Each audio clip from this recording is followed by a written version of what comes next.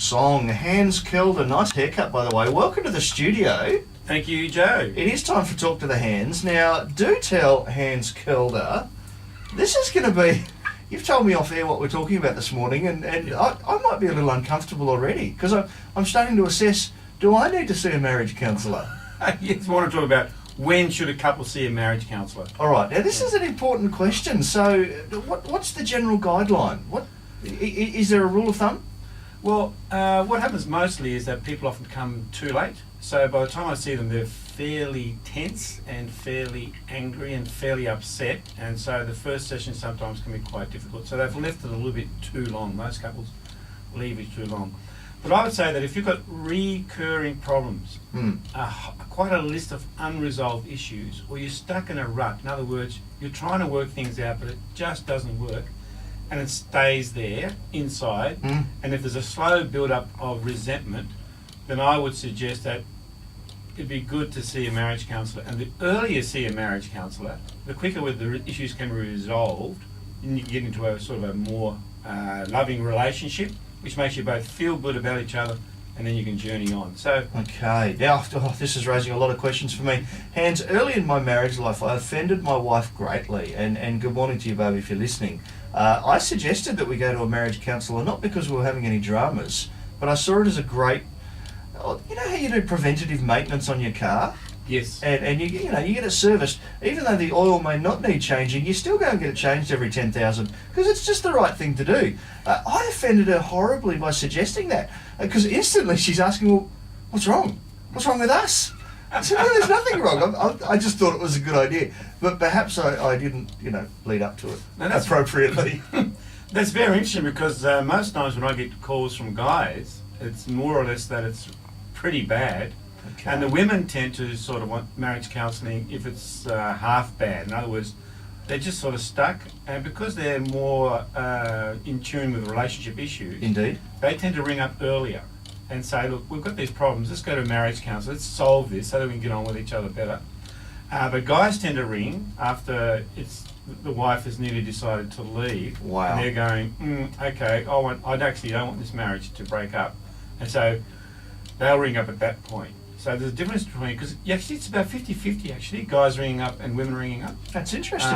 It's just that that's at a different level often when they do. Have you still got another minute? Because I want to ask you about success rates. It's something that I imagine our listeners are often wondering. It's like, well, if we go to a marriage counsellor, does it actually work? So there you go. Hans Kelder going to hang about for a second part of Talk to the Hands. Stay tuned. We'll be back in just a moment. What sort of success rates do couples see when they go to a marriage counsellor? I'm genuinely interested in this. I would have about an 80% success rate. That's stunning. Yep. And normally it is, if the couples are willing to stay there and continue the counselling, there's about 100% success rate. Wow. So the only time the success rate fails is when the couple decides, we don't want to continue this process. Okay. Or it's too difficult, it's too hard. The other thing is, I'll ask the scaling question, you see, and I'll say to the couple, 10 you want to stay in the relationship, 0 you want out. And if one goes, look, I'm about 2, 3, like I've had it, there's no change, I've asked for change, I've looked for change, but nothing's happening.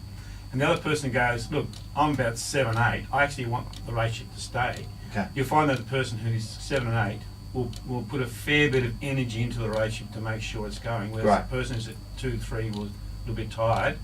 And so that often becomes a challenge. And that's often how I'll see couples. So there's often one who's kind of tired, they've worked hard, and they're saying, look, I don't feel like doing this anymore, I really need a change. But that person's going, oops, okay, look, I'm willing to invest my time and energy into this relationship. Okay. I really want the other So person there's to often a disparity between the two parties. One feels like, yes, I'm committed, the others, I've had a gutful essentially.